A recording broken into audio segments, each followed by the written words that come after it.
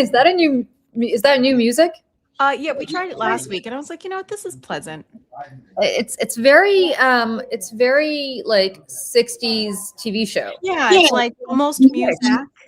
Yeah, yeah, it's like it's delightful. It's delightful. Which I was thinking about this morning for some reason. I don't know why I was thinking about Bewitched. Something triggered me to start Bewitched. I don't know why. I can't do it. Yeah. Yeah. That's not my skill. I practiced a lot when I was little. Oh, see, that's cute. Hi, good morning, everyone. Let me just scoot down here to the appropriate time in the chat at the timestamps. Everybody, where is everybody today? I mean, as in like geographically. Tell us where everybody is. Tammy, let's see, you're here from Tennessee. Rural Tennessee. It is beautiful in rural Tennessee. Tennessee is so pretty. Like I drove once, and I say this as a New Yorker, so forgive me for my bad geography about the South, but I drove from New Jersey right when I graduated from college down to New Orleans, and I drove through Tennessee and throughout the whole South. I ended up in Oxford, Mississippi for lunch, which was a very interesting experience. But Tennessee was so beautiful, and I don't think Tennessee up here at least gets its due as this really gorgeous state. Yeah, I feel like, Nashville, I guess everybody kind of talks about. Hold on, I'm just turning this. Memphis was cool. Nashville was cool, but yeah, it's like driving through the Smoky Mountains and like. So I mean, there's a reason why Dolly Parton, lives there. True. She does love it. Having Cox, a very sunny London town, beautiful day. That's awesome. Guys, I am going, just to heads up, I am not going to be here for the next 2 Saturdays, which I think, Michelle, doesn't mean that we're not doing the show. You're still going to try to do it, right? Here. Yeah, we're going to figure it out. Yeah. Maybe we'll have some guest stars. But I'm going to Asia. I'm going to go to Japan, and then I'm going to go to South Korea. Hopefully get some good skin products. I was just going to say, I was like, get some skincare while you're there. Or while I'm there. Yeah. But I've never been to either of those places. So if anybody here has been and wants to give me some good tips on where to go, let me know. Where are you going in Japan? You're going to Tokyo? I'm going to Tokyo, and then I'm going to Kyoto. I'm going to Osaka. I'm going to Hiroshima. I might be going to Kobe. I can't remember. But I think what we're doing is we're going to Tokyo, and then we're basing ourselves in Osaka, and I think the rest of those are day trips that you could just take from Osaka. Okay. Yeah. I should because Jacqueline Urso, who is part of the Mayday fam, she was stationed at Okinawa, and I know Joe, I remember, flew to Japan, and like the two of them went all over, so I should ask them. You should ask them. Yeah. So I'm excited. I am going to try to go see how to Punch. My son and I both really want to Punch, but I think Punch is I think it's kind of a hassle to get to Punch. I don't think he's in Tokyo. He's like outside Tokyo. And I think it's like a date, kind of like you have to take the day to go see him. I see. Yeah. And I don't think we have that many days, but I really want to see Punch because he still has his little monkey doll from what I saw in the news last week. It's so sad. Well, no, apparently now Punch has been accepted into the monkey family. Oh, okay. Oh, wait, maybe I did see that. Yeah. Very Rudolph the Reindeer story where like first everybody rejects him, then when I guess Punch becomes like the toast of right. Then it becomes cool to then all the reindeer loved him. Listen, we could all use a good story. So I think Punch is kind of the Rudolph of East Asia. Yeah. But he's so cute. I know. Pseudo tournaments just started. I know. So apparently they're 2 weeks on and 2 weeks off. And the weeks that we're there, they're off. So a rehearsal or some practice. I don't know. What is this? Sumo tournaments. Everybody says like sumo wrestling. You have to go see a sumo tournament. And I was like, really? Because that is something Joe did when they were there. Yeah. And apparently it's like fantastic. Yeah. Jay Sartori, I apologize. Buffalo, beef on weck. Let's see. Ohio, Charlottesville, Phoenix. Charlottesville. I love Charlottesville. Fort Worth. Erie, PA. PA, not far from Michelle. Yeah, the Oneaters. The Oneaters. Erie, PA is where. Did you see that thing you do? The movie Yeah, with Tom they're from Hanks. they're from Erie, PA. Did not see it. Yeah, the Oneaters. Minnesota. Hope you're staying safe. Hope things have calmed down if you're in Minneapolis. Indiana, Chicago, Chi-Town, Portland, Oregon.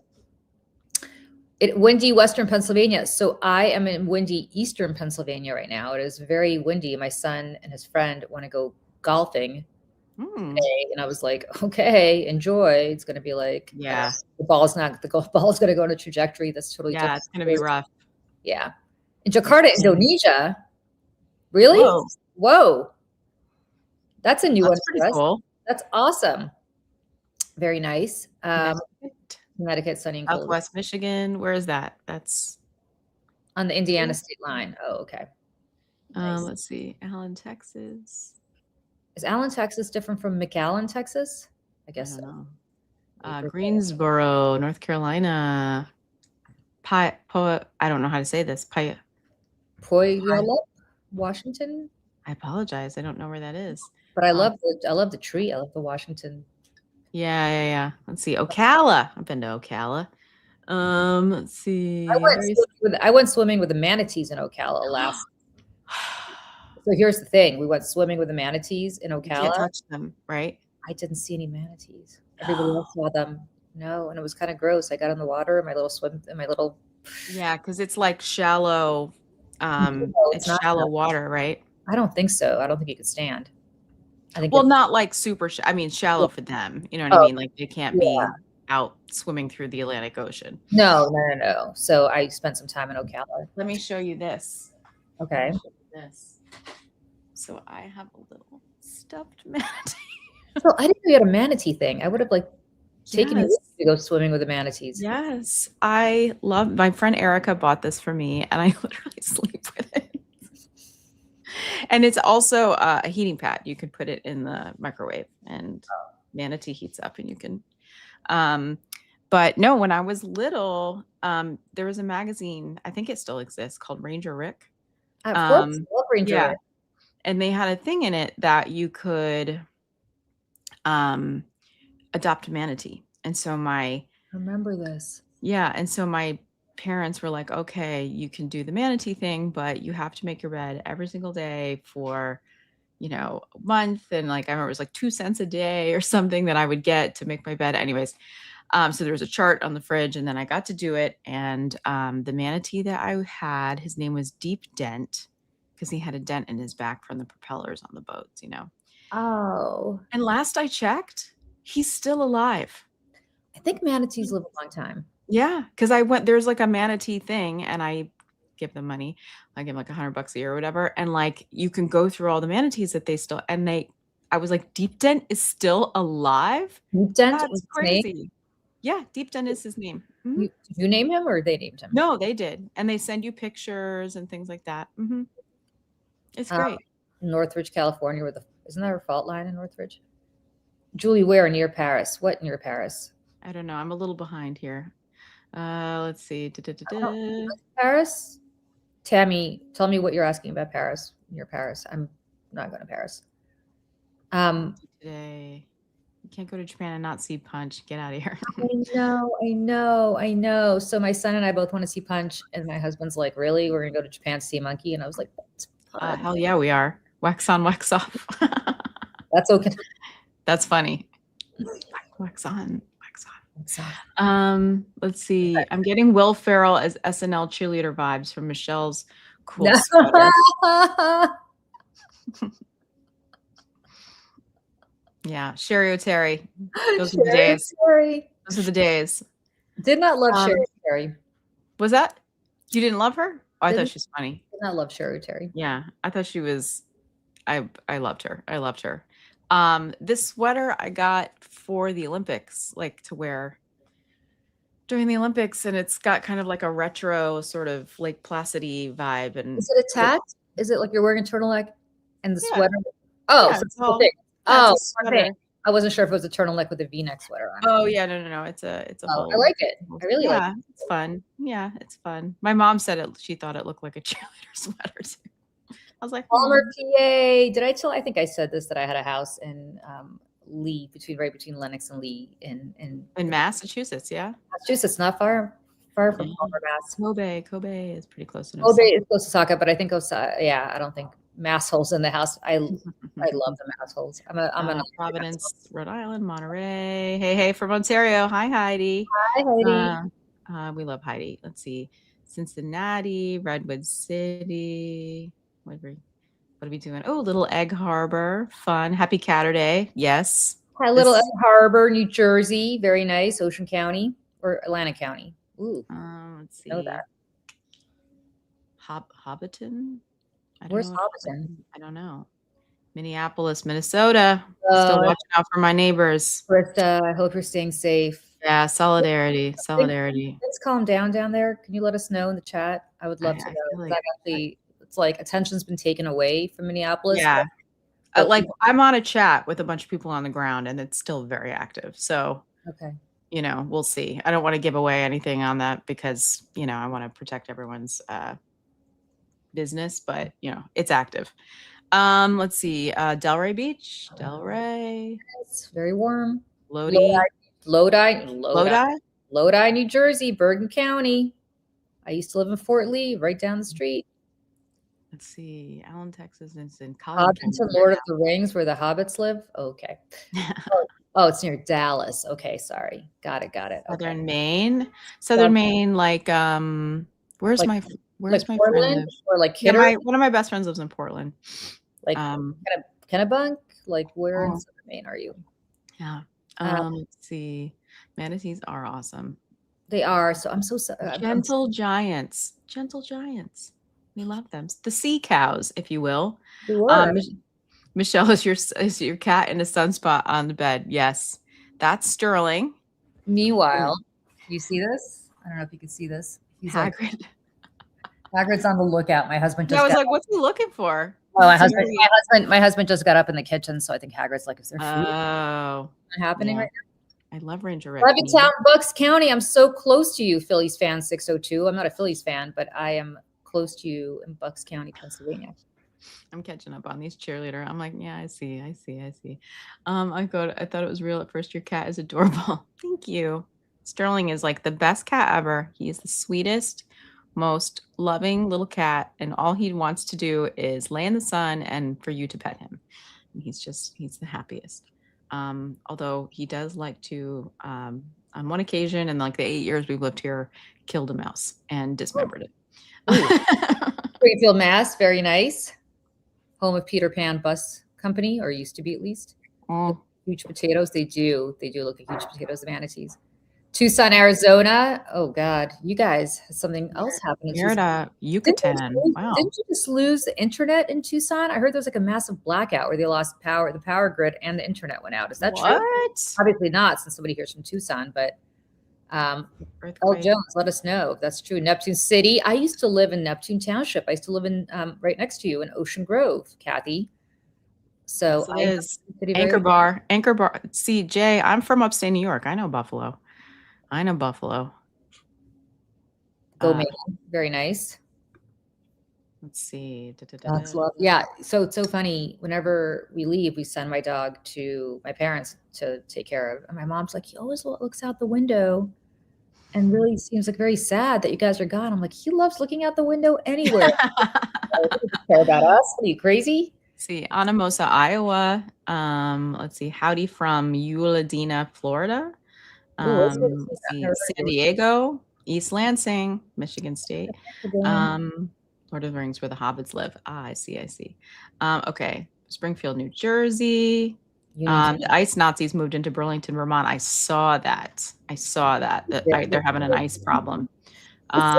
Burlington. Have you ever been to Burlington, Michelle? I have. Okay, yeah. So I love Burlington. Burlington is like all about peace and love. Like I most recently went to Burlington. My cousin got married up there, and my husband and I are walking to whatever the main drag is in Burlington.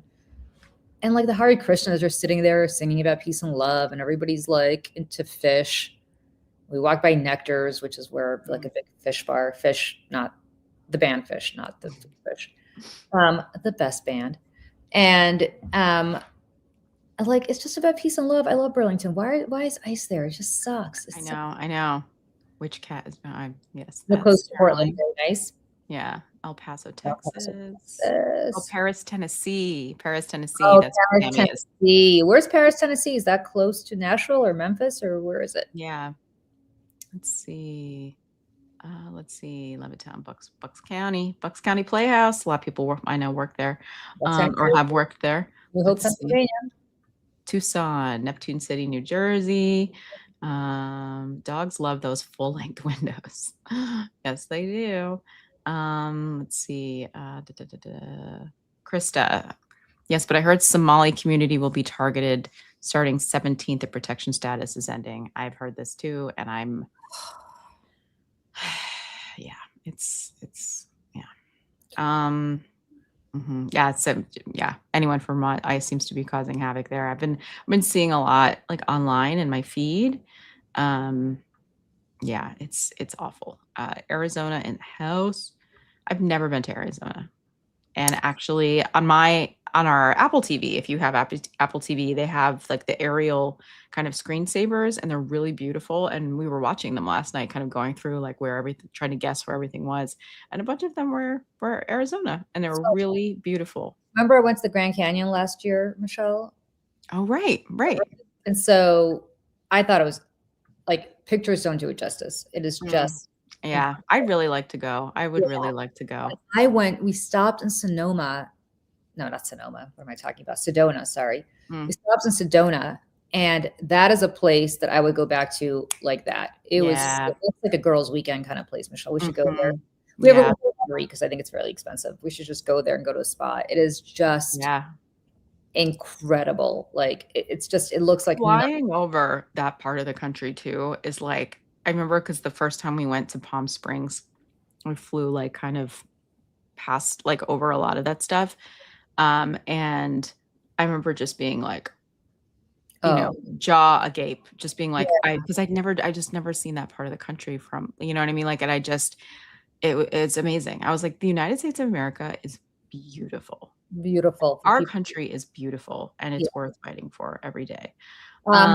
You said you're from Southwest UK. Where? Cornwall or somewhere else? Or let us know. Said Paris, Tennessee's northwest. Oh, that's a beautiful part. Yeah. Too. Good day from snowy Ottawa. Hey. Let's see. Hey, Wendy, and all our Canadian friends, are people pissed off at the U.S. men's hockey team not for beating you guys, but are they angry for the behavior? Yeah, the behavior afterwards, like laughing about, you know, and like the memes of Trump like beating them up. Like, what's wrong with you? Or are you guys like, it's okay? You know, like I'd love to know what the attitude in Canada is about the U.S. men's hockey team. Again, taking aside the fact that they won, but just their attitude afterwards. South Florida, Sedona is beautiful. Yeah, I feel like Sedona is like fancy Arizona. Yeah, Sedona is so beautiful. I like. It's just like a map. You know what's really beautiful? Sedona is beautiful, and then it's very similar to before it got built up.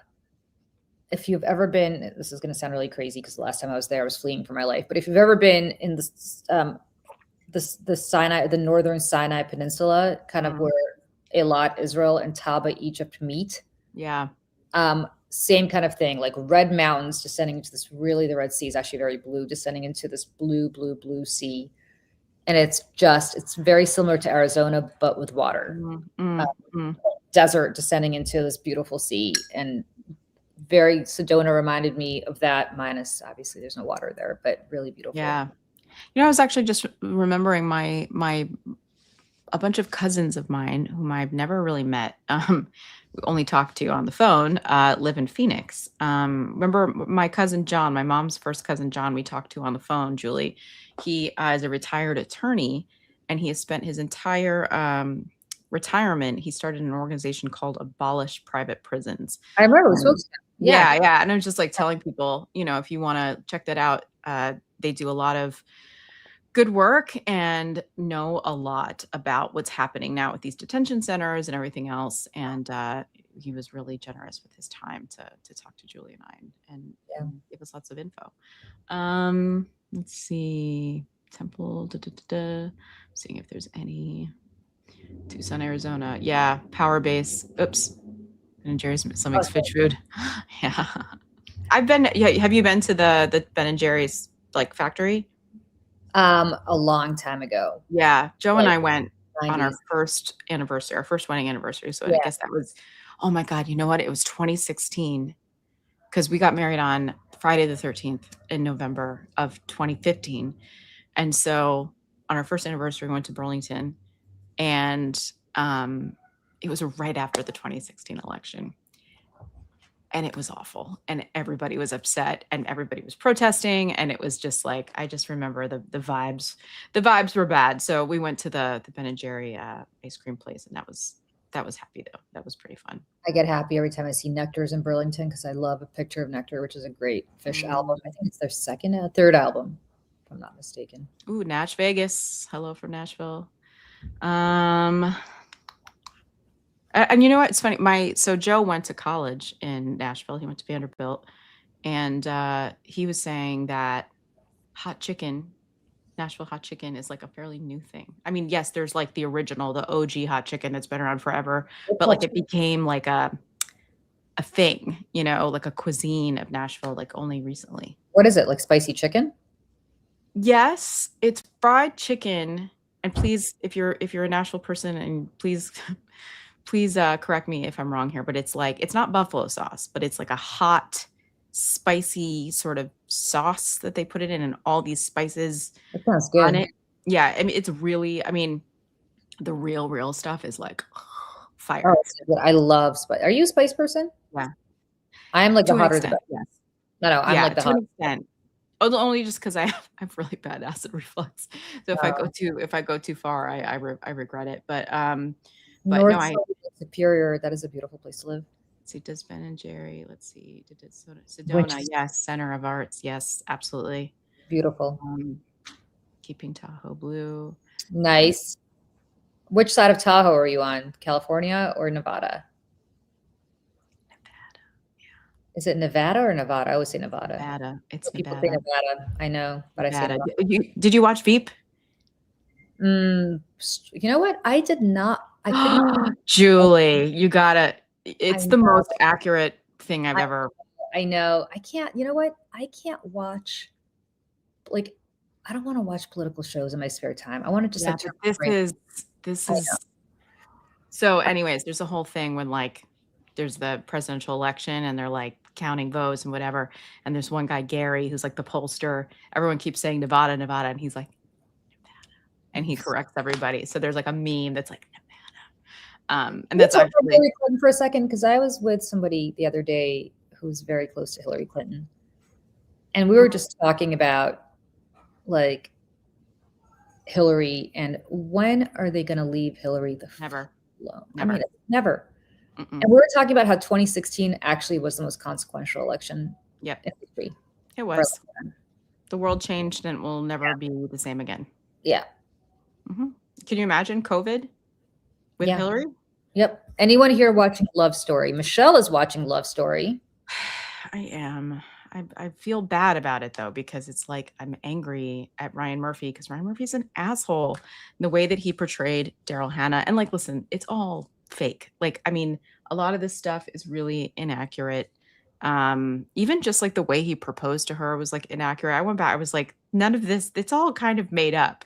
But you know, my hairstylist too, because I went and got my hair cut and colored for like the first time in 6 months the other day, and like, oh my God, life changing. She was kind of like a 90s girl, lived downtown, and like, you know, she did hair for all the rock stars and stuff like that. And so she had some stories. About Carolyn and John. Oh, really? I actually like don't even feel comfortable like sharing them here, but I'll tell you later. Carolyn was a mess.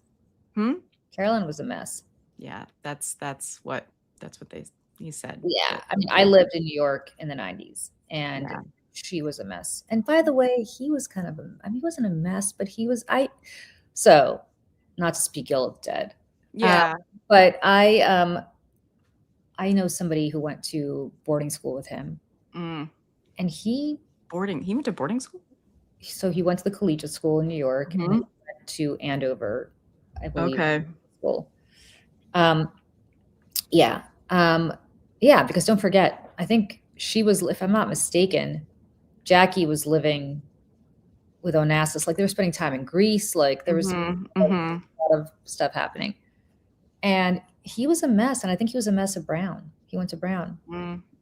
Mhm. So, I think it's not particularly, um, Cayenne infused. Oh, there's Joe. That's my husband. Hot chicken is cayenne infused. There we go. oh, that sounds good. Yeah, it's hot, hot, hot, hot.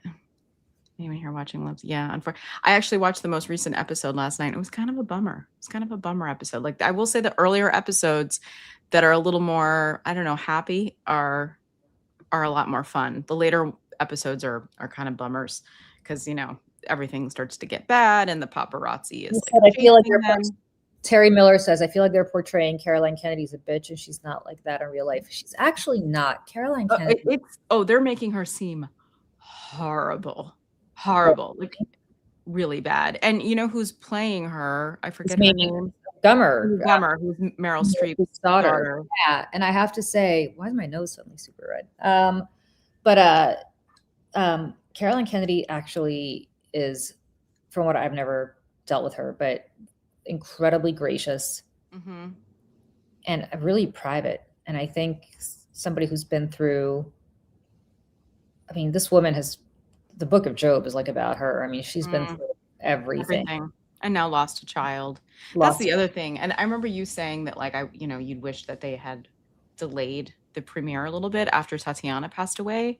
Because now, like in this last episode, like the children are portrayed, like Jack and Rose and Tatiana as children are like running around. And it's just kind of like, the whole thing is eerie. You're looking around this room of people who are being portrayed and you're like, that person's gone, that person. It's awful. It's awfully tragically too. It's not like and I think interestingly, they say that this show is going to help Jack Schlossberg in his race because all of a sudden everybody's focused on. You think so?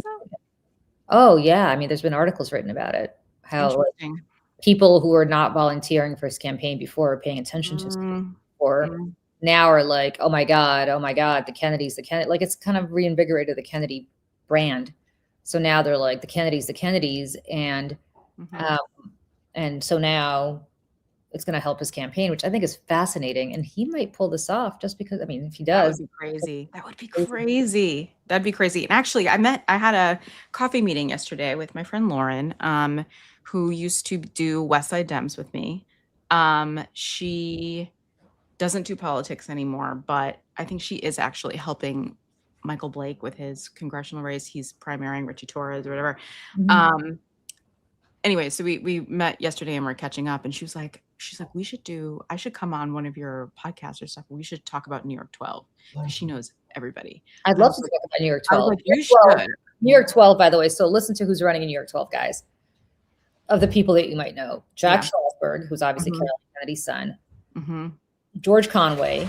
Who else is famous who's running in? Famous? I mean, Michael Lasher, who's not famous, but he's kind of the preferred establishment candidate. Yeah, and that's what we were talking about. I mean, Laura and I was like, we know Micah. We've been, part of the thing. I mean, I'm not anymore, and she's all the way outside the clubs. Just so people know, like, it's very hard to describe to people who don't live here, but like, the New York City Democratic Party is kind of broken up into clubs. And each club kind of like is part of a district, but also there's like multiple clubs within one district. Like on the Upper West Side, I think at one point there were 4 clubs, 3 of them meshed into one that's now West Side Dems. It's a whole thing. And they have the relationships with the elected officials, not just the congressional candidates, but or representatives, but also the assembly and like, the local stuff.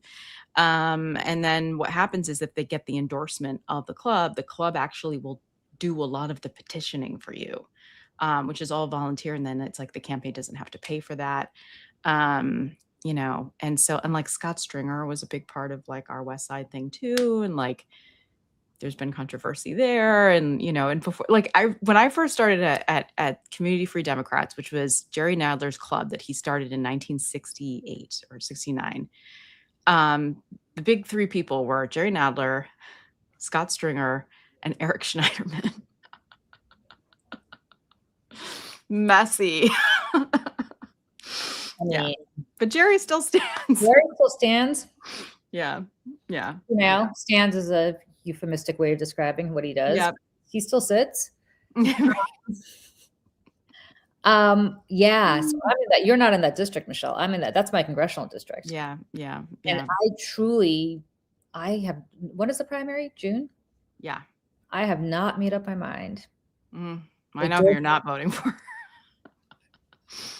I know you're not voting for. Yeah. George is a friend. Mm-hmm. Interesting that you'd rather George Conway. So I find that interesting. That what date is the New York 12 race? It's sometime in June. Yeah, it's like towards the end of the month, I think.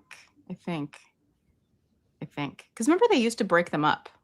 They're like the federal primaries in New York were like different than the state primaries. Yeah. They ended up putting everything together, which makes more sense. They used to be in September, which was really stupid. Yeah. We're having enough time for the general election. Yeah.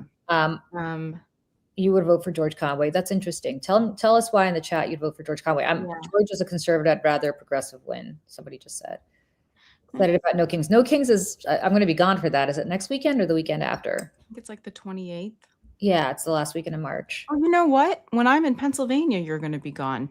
Remember I said I was like, I have to go to Pennsylvania that weekend in the Poconos, and you're going to be gone. So I can't come by and see you. But I'm nowhere near the Poconos, so it doesn't matter. Well, you were like, I think like 30 minutes away or something. I looked at on the map, and Joe's cousin is getting married. Right. Well, you can come stay here. Yeah. While we're gone. They're not allowing alcohol at this wedding. Why? Are they recovering? No, they're it's like a Jesus thing, I think, a religious thing. They don't want to. So I went to a party once. So Lou Dobbs, when he was on CNN. Ugh. Right. Lou Dobbs, I can say this now because he's dead. When he was on CNN, loved me. And he was not yet as crazy as he became later. He was still pretty crazy with immigration, but he was not as crazy as he became later. And he invited me to this party that he had at his house. And his house was in Sussex County, New Jersey, actually not far from where JoJo lives. And he's like, you could bring somebody. And I was like, I don't have anybody to bring. So I was like, I'll bring my friend Bill. So my friend Bill and I go. And we show up to his house. And it's like, literally, like you might as well have been in Montana. There are like horses racing through the property.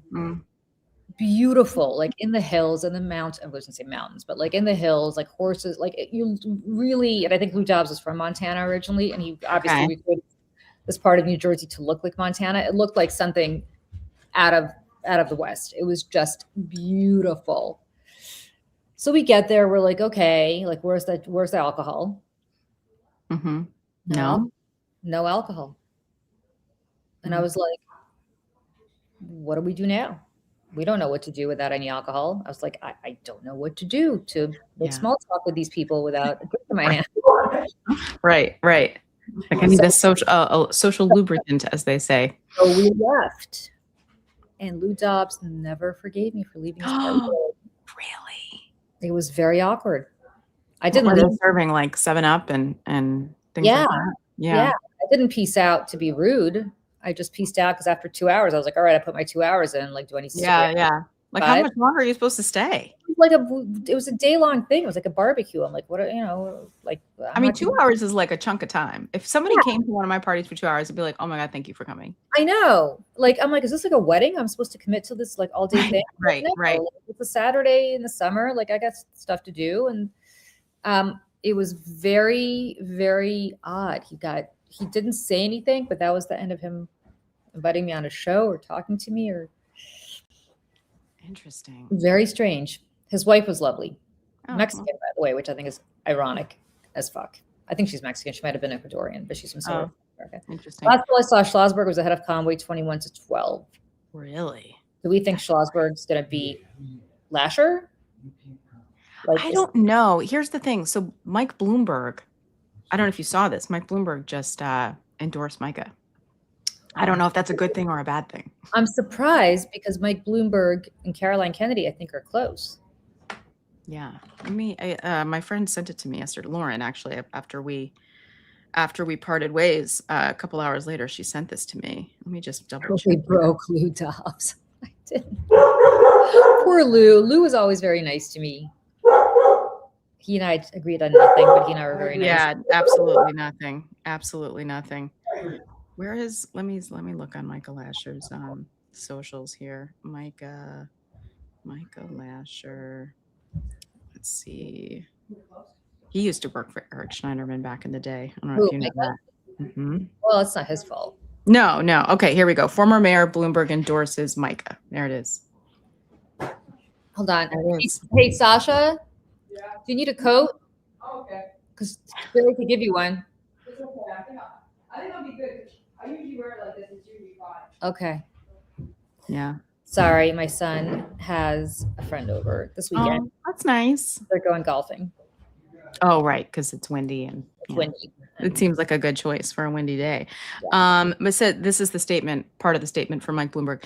At a moment like this, New Yorkers need representatives with the imagination to offer bold new ideas, the experience to get big things done, and the courage to take on the toughest fights. That's why I will be voting for Michael Lasher for Congress this year. Interesting. Okay. Interesting. And of course, this is where I'm saying I don't know if this is a good thing or bad thing. These comments are like, nothing says representation like a billionaire funding your campaign and calling it imagination. I guess you wouldn't vote to tax the rich since you're in Bloomberg's pocket. And then go Michael Lasher, the chosen one. I mean, he is the chosen one. That's the other stuff I hate about this. And it's because, of course, like Jerry's going to come out right away and like endorse Micah because he's like next in line. You know what I mean? Yeah. And that's the stuff I hate. I just hate that. I'll tell you, that stuff is not working anymore. Like no, that's why I'm saying, like, I don't know. I just don't know. My money's on Schlossberg winning. You think so? Mm-hmm. That would be crazy. My money is on Schlossberg winning. He doesn't have much of a campaign. That's the thing that's weird. I'm telling you, people are like, here's what's going on. You've got Michael Lasher, who nobody knows. Mm-hmm. And he's like the establishment choice. And I think that he's the current assembly member. Yeah, he's a current assembly member, but like he just won that too. Yeah. So like nobody knows him. Like real people don't know. You've got George Conway, who a lot of people obviously know. Mm-hmm. But the problem for George is that George just moved here. And the problem for George is a former Republican. I don't have a problem with that at all. I love George, but I think that it's the Hillary stuff. It's and he was big. I mean, so do you remember when he was helping E. Jean Carroll with her case and everything? He kind of like did that in the 90s, but with the Monica Lewinsky stuff. Like he was very helpful in that campaign to get Bill Clinton impeached. Yeah. For that reason. And like, listen, Bill Clinton, scumbag, whatever, right? What happened to Monica Lewinsky is so horrific that like, even just thinking about it sends chills through my body. Can we talk about that for a sec? Because I don't think enough people talk about this. No. Monica Lewinsky was 23 years old. Yeah, she was a child. She was a child. I'm exactly the same age as Monica Lewinsky, and our last names rhyme. So try being me in the 90s. But working in politics. Yeah. But Monica Lewinsky was a child, and Monica brain's not fully developed till you're 25. You know what I mean? He had a crush on the president. Yeah. And God bless. And the most powerful man in the world. Most powerful man in the world. And I don't give a shit if Monica Lewinsky's the one that started hitting on him. Mm-hmm. Because God bless. Mm-hmm. But you're absolutely right, Jen. We still call it the Lewinsky scandal. It's bullshit. It's not the Lewinsky scandal. It's the Clinton scandal. Yeah. And here's the thing about Monica. This woman's life has been irretrievably broken because of something that happened to her when she was 23. Yeah. And speaking of the 90s, that was in 1997. So everybody's having this stuff in the 90s, right? And you didn't have cameras then. You didn't have cell phones then. You had, beta like like Zach Morris phones. Yeah, exactly. You didn't have like the internet the way it is now then. It was just beginning. But like Monica, was the first kind of viral scandal Mm-hmm. of Mm-hmm. of what we know now as viral. Did you see her documentary? I did, and I met. Yeah. So I went. Speaking of Ryan Murphy, I went to the premiere of that Ryan Murphy. Oh, The interesting. thing. What do you think about that? I only watched so I went to the premiere and I only watched the first episode, and then Casting was interesting. I did not like the casting. That was not good. I watched the first episode. I watched maybe the first 2 episodes. I went home and watched the second one. I was like, I don't like this. Also, because I think I lived through it, and I was like, I don't.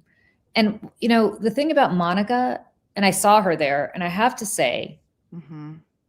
and I met her, and I just said hi to her. I didn't go into like, oh my God, I'm so sorry, my heart's broken for you, because I don't think she needs to hear that. But first of all, she looks amazing, She's stunning. She's beautiful. Amazing. And I think she's living her best life. Like, she's very much entrenched. Very popular podcast now. She's but she's also in LA, and I think she's kind of very much entrenched. Like, and she's from Beverly Hills, right? Like, and I think she's very much entrenched in the whole like Hollywood. Like she's doing okay. Yeah. She's doing well. She's like besties with Alan Cumming, and I remember when she first started to like reemerge. Everybody was seeing her at Club Cumming downtown, which is Alan Cumming's like kind of piano bar thing. And and she would get up and sing every now and then, and like people would, and I was like, oh, okay, she's around. She's like doing stuff. And it was around that I think she did that Vanity Fair piece, which was really great. And it's just like when you really like get down in it.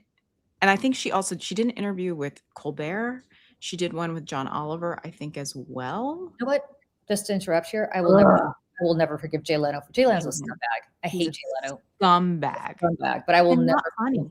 Yeah, and I will never like. Could you imagine being 23 years old and having to tell your dad that your family last name is synonymous with a blowjob? Like, could you imagine the horror of having to live that way? Can you imagine trying to date where every time you even think about going on a date with some guy, you're like, oh my God, is he going to go back and tell his friends that he had sex with Monica Lewinsky? Like, so like her, and she basically alluded to that in one of her columns where she was like, I always anticipated getting married and having kids, and it destroyed that dream.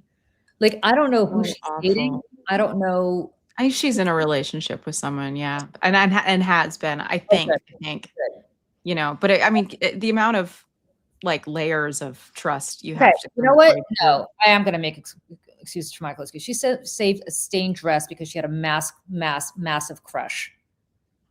A massive crush on the president of the United States.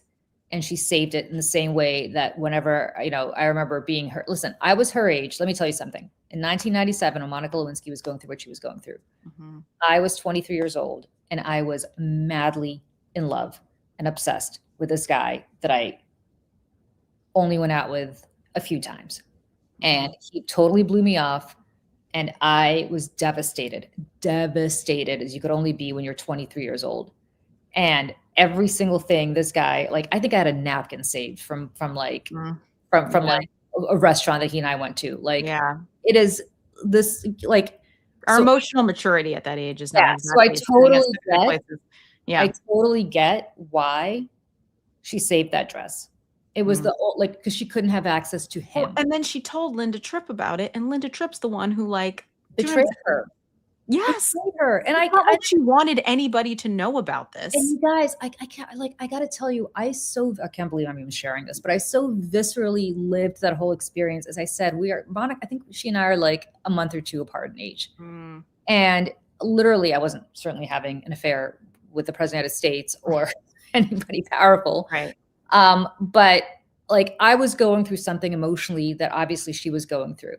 Yeah. And I remember crying to my best friend on the phone about this, who was like, oh my God, would you please just stop talking about this guy? Like, I'm so sick of hearing about this guy. Like, you get, and listen, if you ladies, I'm sure we've all been through this, right? Where your friends are like, he sucks. He's bad. Yeah. Like, I want to shake you. Like, I stop want to it. shake you. And you're like, no, I'll never love you.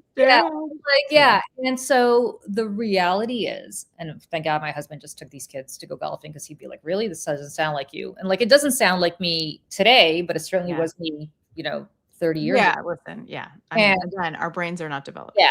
And And I can only imagine if my best friend had taped, like Linda Tripp, taped that conversation and then played it for the world to see. Horrible. I mean, horrible. The sense of Horrible woman. betrayal, the sense of Horrible how do you woman. trust anybody? Like, you don't trust anybody after that. No. And like a work friend.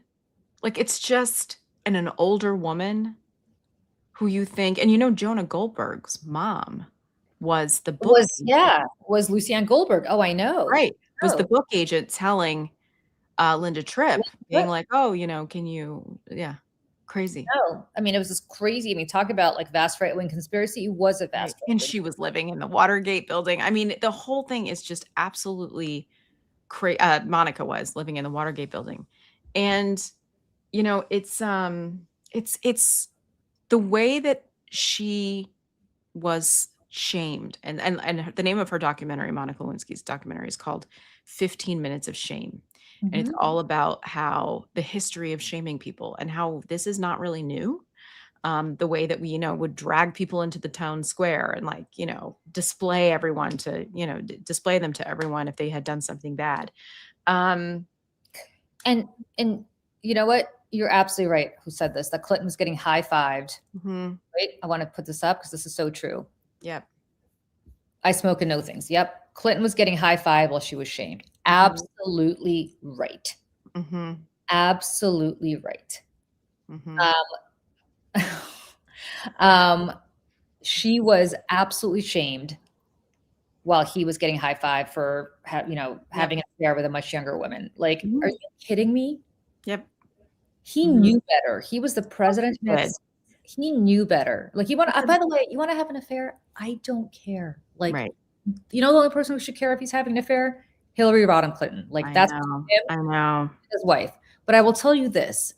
When you're the president of the United States, two things happen if you're having an affair. One, you're putting national security at risk because nobody, you know, people obviously know that you're having an affair.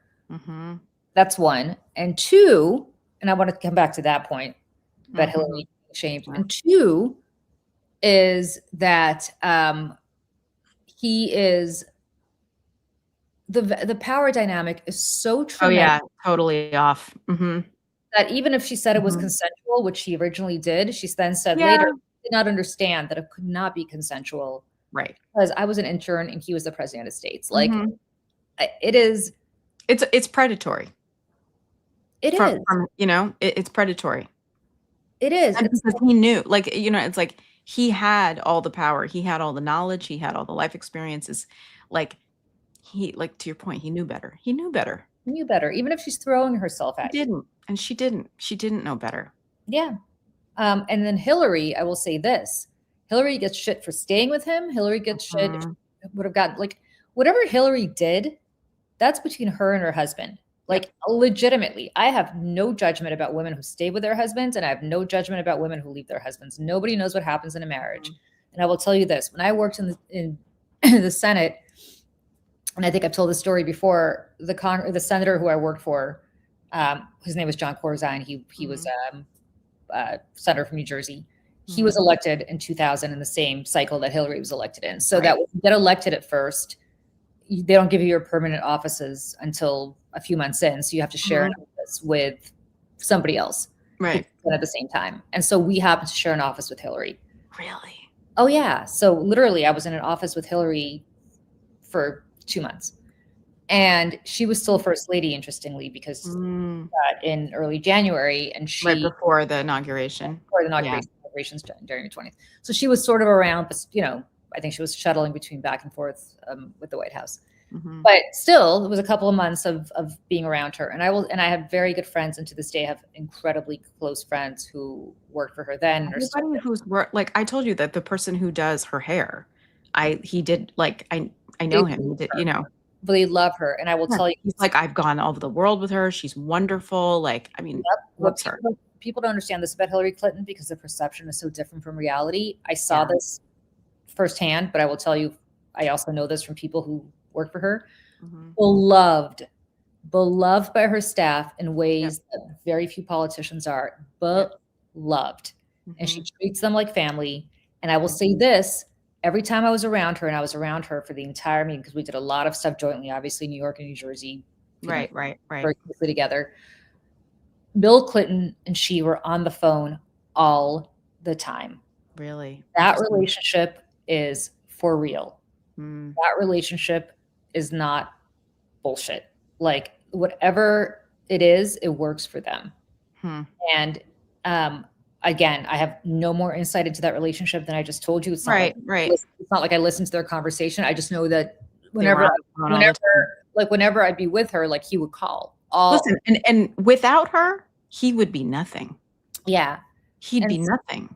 And so, you know, I have to say the part where she had to answer a few weeks ago for his Epstein bullshit is just another slap in the face because this woman has been blamed for her husband's behavior. Rather than sympathize with, blamed. And yes, Sharon, I will tell you, because I just spoke to somebody who I think either prepped her for that appearance or at least spoke to her throughout that appearance in front of the committee. She handled it like a boss. She was phenomenal. She's always phenomenal. That woman is a machine in the best way possible. And I wrote a Substack about this a few weeks ago where I was like, why can't we just leave Hillary Clinton the fuck alone? Yeah, I saw that. It was really good. And I'll tell you something. She is like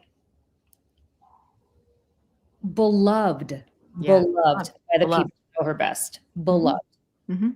Everybody who works for her says that. And also just funny enough too, for her appearance for the Epstein deposition, like my friend like did her hair for that day. And I honestly only met him because I needed someone to do my hair for the Webbies last year. I remember.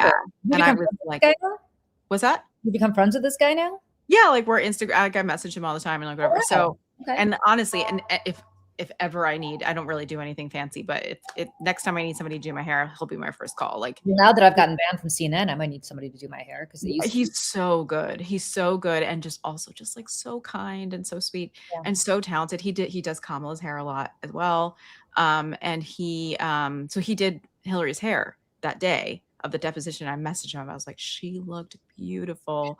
And he's like, I know. He's like, it was such an important day and I wanted to make sure she looked her best and just like she's so wonderful. She's you guys, like, I mean, I love Hillary. You've never been to my apartment because you're allergic to my cats, but I have a big picture of her hanging on in my hallway because I photographed her for something for Now This News back in like back in like 2019. It was when she and Chelsea were promoting their book, Gutsy Women. And it was a book of like all these women throughout history and stuff. And funny enough, it's so random. This friend of mine who I had met at karaoke through a friend 18 years ago, we had stayed in touch and he worked at Good Morning America and he was at the Weather Channel. And I guess like he was now like at Now This. And he was like, hey, I have a job for you to come photograph someone. You're going to be really excited. Can you do it? And I said, sure. And he's like, it's Hillary. Hillary's coming. And I was like, and I went and I was like the most nervous I'd ever been. And because she was actually having to talk in an interview at the same time I was taking pictures. And I didn't have like the newest version of the Nikon camera that had a silent shutter. So I went out to the store and I bought a $3,000 new Nikon camera that had a silent shutter on it so that I could go photograph Hillary Clinton. And I was in the picture with her because everyone they chose at Now This to work on this for the day.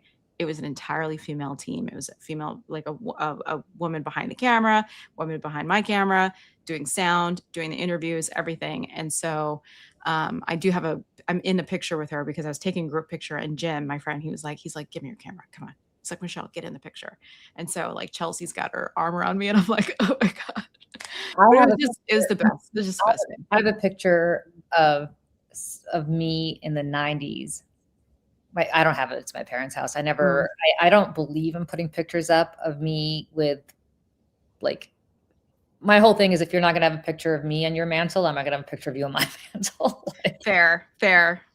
Like Hillary Clinton doesn't have a picture of Julie Roginsky in her mantle, so I should. I just don't like these people who are like, look at me with like you walk into somebody's office. Yeah. Every time I walk into somebody's office, Yeah. and they I've have got a picture of me and Pete Buttigieg in my office. I love Pete Buttigieg, but my point is like anytime I walk into somebody's office and they have wall to wall picked like my husband has, which irritates me.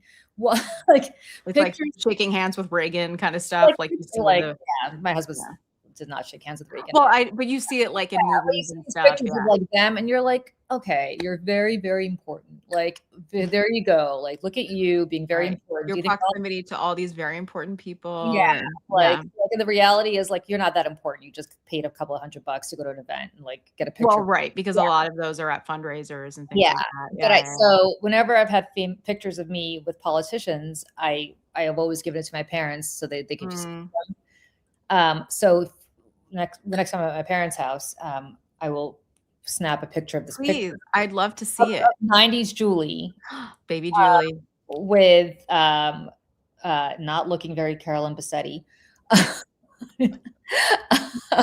Wearing her finest Ann Taylor suit.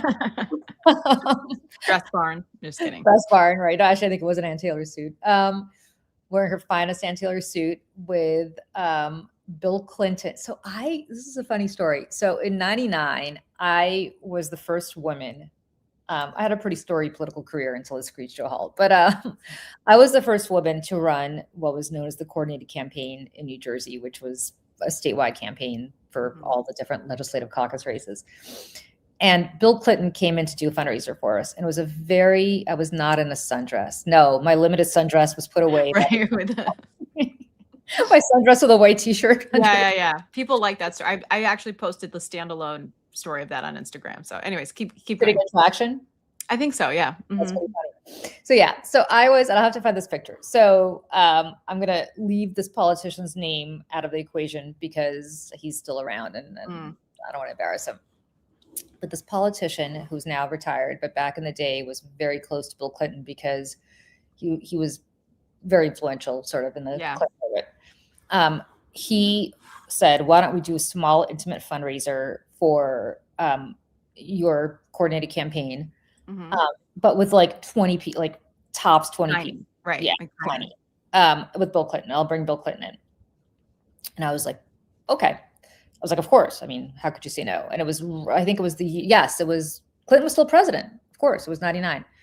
And really quick, Annabelle, this is hilarious. Oh, Annabelle, I have stories about John Edwards when I worked in the Senate. Oof. Oh yeah. That's hilarious. My old boss is from Raleigh and she knew. Yeah. Anyways, keep going. Yeah. So we go to this event and I'm the only woman there. It's all these men and me, except this politician who's hosting the event had a bunch of his nieces. Oh no. And these women were like super Zoftig, like Bill Clinton has a type, and it's not me. I've always joked that I'm the only woman I know who's never been hit on by Bill Clinton because I'm just, look at me, I'm a little scrawny for him. Julie. Anyways. No, not me. Never. I'm Team Hillary in this whole. Same. So these nieces show up, and the nieces, and Bill Clinton's like this. He's like talking to people. You can see out of the corner of his eye. He's like, these women. Nieces, please. So you're not related. Then you get to the photo line, and the photo line's very short. Yeah. And there's a picture of me with Bill Clinton, and I'm like, this expression on my face where Bill Clinton's like his usual thing, and I'm like, right. You're like, ugh. I'm like, ugh. You said, what year is this? 99? This is 99. Meanwhile, after the impeachment. There's a picture with Hillary in 98, where and all of us look. I was at my parents' house not too long ago, and I just happened to walk into their library, and they have both these pictures framed. Nobody ever walks into that room, which is the only reason I allow them to put it out there. And we all look so young, and so sweet, and so innocent. Innocent. I mean, 98, you guys. This was like almost 30 years ago. I was in 10th grade. Oh yeah. Well, I was 98, I was 25. Yeah. I was running my first congressional campaign, and Hillary came in for my boss because he was in a really tough election, which he ended up winning. But she came in and she was great, and she was so And, good. and let me just tell you, being from a very conservative area of upstate New York, like, you know, for all the shit that she gets for not being a very good politician, which, I mean, women, I mean, it's like we can't win. It doesn't matter what you do. As senator, people loved her. The dairy farmers loved her upstate. She was a great senator. She was a great senator. I actually interviewed to work for her. So Philippe Raines, who's her comms guy, got the job over me, but I interviewed to be her communications director after I left my job with Corzine. And it's funny because when I left, I was like, I will never work, in the Senate again. Like I was done. And then this opportunity came, and I was like, I will absolutely work for Hillary Clinton. I did not get the job. In a heartbeat. But she was just, she was phenomenal. I mean, she's awesome. She's I great. will never not love her. And, this is where I got really, being a Hillary supporter as a woman, as a young woman, it's on my like chair. A potato sack or something? It's a French chair, and it says, I don't know. It's like a sack thing. Like a potato sack looking thing. Potato sack looking thing. It's like a reupholstered chair with a potato sack. It's cool. I like that. I just, because the Bernie bro wing, specifically there was a lot of progressive men that were horrendous to Hillary supporters, and specifically women Hillary supporters in 2016. And I will never get over it. Like the most online harassment that I have ever However, there's now evidence that a lot of those Bernie bros are Russian bots.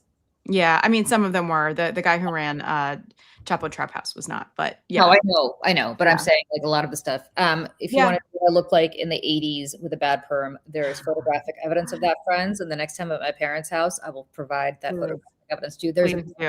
There's a picture of me with my dad in the 80s. I would say circa 1986, where I am dressed in head to toe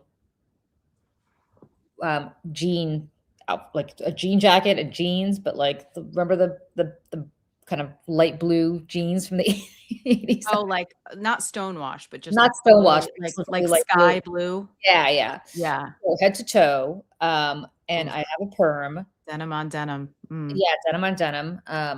Otherwise known as the Canadian tuxedo to all our Canadians. And they are, I'm just kidding, Canadians. And my father is hugging me. And my father has a Saddam Hussein mustache. Oh. And my father is hugging me, and I'm in 7th grade. And the reaction on my face, I'm like, I showed that picture to my husband, and he was like, what is wrong with you? You look like you're getting, you literally look like some stranger is hugging you, not your dad.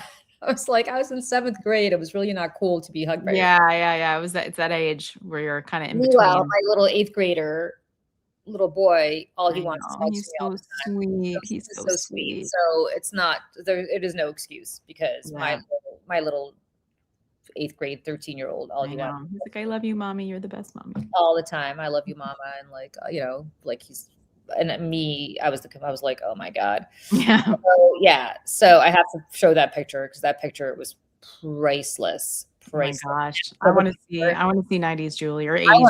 Actually, I just found this picture, and I'm going to send it to you, Michelle, so you could post it. This is a great Saturdays for Sanity picture. Let me find it so I can send it to you, and I will tell you the story of this picture right now.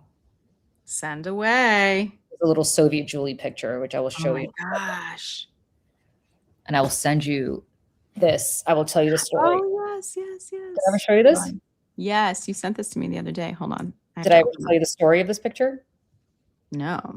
I will tell you. Please do. It has to do with anti-Semitism in the Soviet Union. Oh, what a bummer.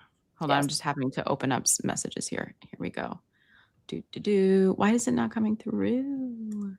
Jessica Morgan, if I had pin straight hair shoes, you could see, and if you want curls like them, you should have done what I did: get a perm, and then all your hair would fall out and never grow back. Oh gosh. Hold on. I'm just One of having those to perms send it. that, like, Oh, there it go- is. There we go. It's under downloads. Okay, great. Let me load this in here. Downloads. There she is. There she is. Here we go. All right. Kim. So this What's picture, happening? you can see the expression on my face. I'm the girl on the right. Here's the story. What So happened? can you see? Michelle? Oh, Michelle disappeared on us. So while Michelle is gone, I don't know where she went. I hope you guys could see me. Are you back, Michelle? But I'm here. We see you. And we hear Okay. you. Okay. Yeah. I don't know what just happened. I went to hit the thing to load the picture in, and all of a sudden it was like too much for my computer to handle. It was very strange. Anyways, sorry. Go ahead. So here's the story with this picture. So this is like circa, I would say, 1978 or 79. And the Soviet Union was an atheist country. So you didn't have Christmas, but you had New Year's. And New Year's was all about tinsel, as you can see. Mm. And every class had somebody who would be Mrs. Claus. Santa existed. He was Father Frost was the name of Santa. Mm-hmm. And like that girl was always the most blonde, tallest, blondest girl in the class. She was like Mrs. Frost. I don't remember. There's like like Santa equivalent for boys. And all the blonde girls were snowflakes. And you could see this little girl next to me. She is dressed like a snowflake. And then the shit left over, the girl on the very right, the dark-haired girls, would be beads. And beads were like the lowest of the low. It was like a caste system. Oh my And, gosh. like, beads were like, and my grandmother used to sew little beads onto my sweaters, you could see, and she had to put little beads, like, I don't know, my grandmother made that little crown thing on my head. And my entire life, all I wanted to be was a snowflake. And I never got to be a snowflake. Every year I was chosen to be a bead, whereas all the blonde girls were snowflakes. That's not nice. It wasn't nice. Nice. And the best part is, it's like traumatic. You could see the expression on my face. I was all pissed off. I was like, another fucking year where I'm a bead? I don't think so. And the best part is about my best friend Nair, who's been my best friend since the 8th grade, has heard me bitch about the bead story my whole life. I'm like, I never got to be a snowflake. I wish you still had that crown, because We had to leave everything behind when we left, including yeah. And my grandmother, look at how wonderful she was sewing those beads on me. But here's the best part. Total anti-Semitism, 100%. All the Jewish kids, there were like 2 Jewish kids in the whole grade. And it was like me, she and I were beads, and all the blonde little Russian Orthodox girls were snowflakes. I know. Thank you, Heidi. So the best part is my mom was very blonde when she was little. So my best friend Nair and I, every Christmas, she's like, I still can't believe you never got to be a snowflake. And one day I was talking to my mom, this had to be like maybe 10 years ago. And I was like, and you remember how I never got to be a snowflake? And my mom looks at me, she goes, you were never a snowflake? And I was like, no, I was always a bead, Mom, remember? And my mom looks at me with complete disdain. She's like, I was always a snowflake. Oh no, the diss. Mom. Oh, my best friend. I go, I just got so dissed by my blonde mom.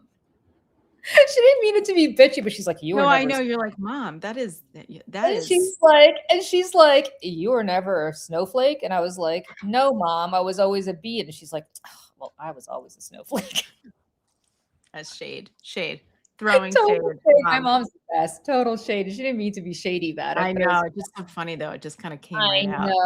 I know. So if you guys, I mean, it would be the equivalent of like And then my son was also very blonde when he was little, and he was in preschool, and they were teaching them about Martin Luther. This is the worst. They were teaching them about Martin Luther King Day, and to show them about racism, they divided them into the blonde kids and not the blonde kids. Oh. And the blonde kids got to play with toys all day, and the dark-haired kids didn't get to play with anything all day, to show them the disparity between racism and not racism. And I was like, this is my son is blonde. So he's like, I don't know why I'm giving a thumbs up. He's like, I got to play with toys all day. And the non-blind kids did. And I was like, this is the worst lesson I've ever seen in my life. I've got a worse lesson than that. But meanwhile, the trauma was like, I was like, oh my God, my son's a snowflake and these other kids are beads. Like, this is terrible.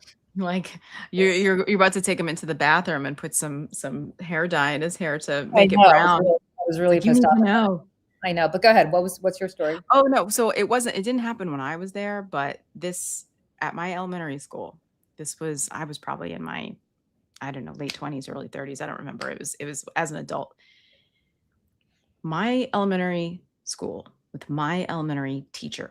She was my teacher when I was in 4th grade. She was trying to teach slavery to her classroom. And she was the nicest teacher. She was like, she would rotate. She would take 4 students out every month to dinner and like teach manners and like table manner. Like she was a really nice lady. So I'm baffled by this. She made the black children slaves in the class. And obviously the mother of one of the black children was like, excuse me. And it was local news, and then it became national news. This was a huge national story. What was this? What? Where I grew up. When? 10 years ago? 12 years ago? Something like that. Well, not that long ago. Wait a second. This sounds vaguely familiar. Yeah. It's my elementary school. So obviously she lost her job. She left her job. Last I heard, she's just like sad and, shunned from society. I mean, use your head. Are you kidding me? I was just like, what is she doing? Like when I heard who it was, I was like, I couldn't believe it. I couldn't believe it because she was one of the sweetest teachers and kind to everyone. Like I probably just wasn't thinking. I don't even think it's right. And I'm like, I don't understand the judgment there, but like it cost her everything. I mean, yeah. I hate to say this because I'm sure she was a great teacher, but like that's I know, right. And I hear myself saying that, what I mean? And it's like, but it's unacceptable. Yeah. By the way, people exactly. Like that's exactly right. Like, what are you going to do? Have slave auctions next? Like, right. Well, that's kind of when they did that with my son's class, I was like, I don't like these lessons because I think this is, first of all, these kids are too young. It was a slave auction. Yeah. Oh, it was a slave auction? I'm reading the story. State completes probe into slave auction at this elementary school. Teacher speaks out for first time. It was a slave auction? It wasn't even like your slaves, your owners. It's like your slave.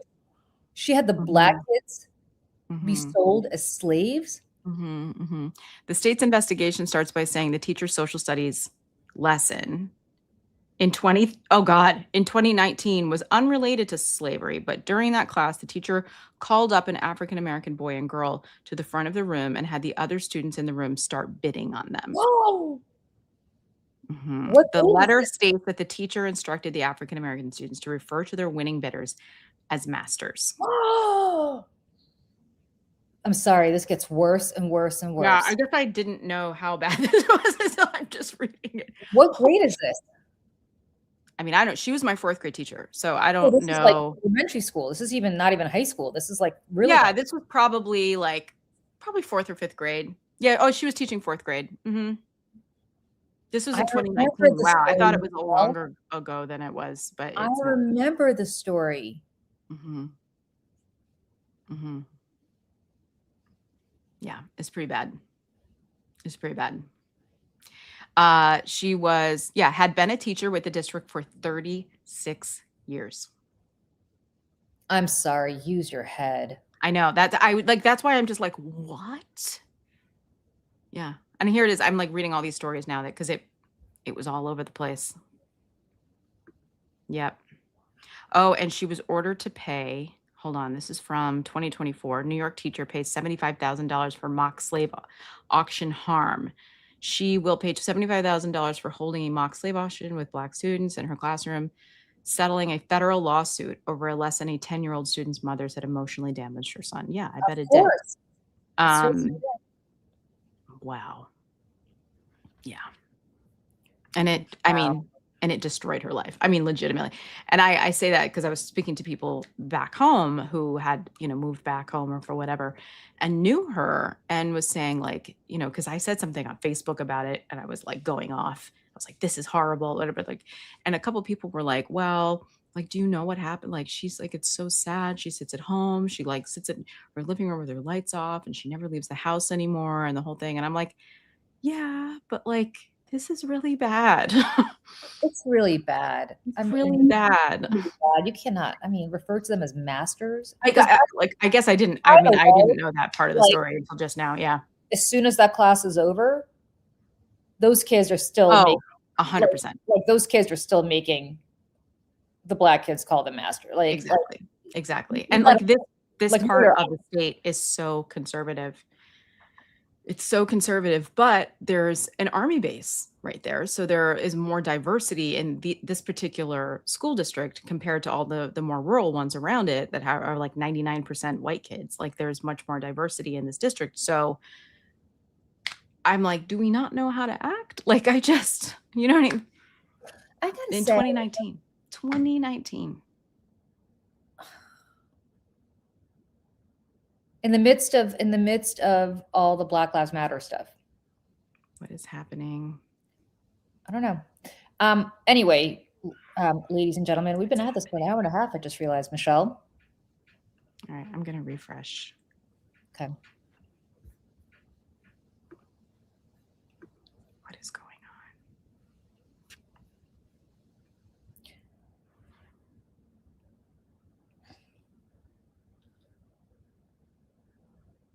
I don't know what's happening with Michelle, but I think we're gonna have to wrap it up because my computer is about to die anyway. I don't know what happened to Michelle. I'm gonna just wrap up the show without Michelle and say it's so good to see everybody here. I am, as I said, I'm gonna be gone the next 2 weeks, so it's gonna be Michelle and friends without me, and I will try to go see Punch in Japan and let you guys know about Punch. And otherwise, have the best end of March. I hope everybody stays safe. I hope everything's okay. I hope that things are not going to be crazy in this country while I'm gone. And in the meantime, have the best day ever, everybody. Have a wonderful time. Please go to the No Kings protests, and I'll see you all soon. Bye, everybody.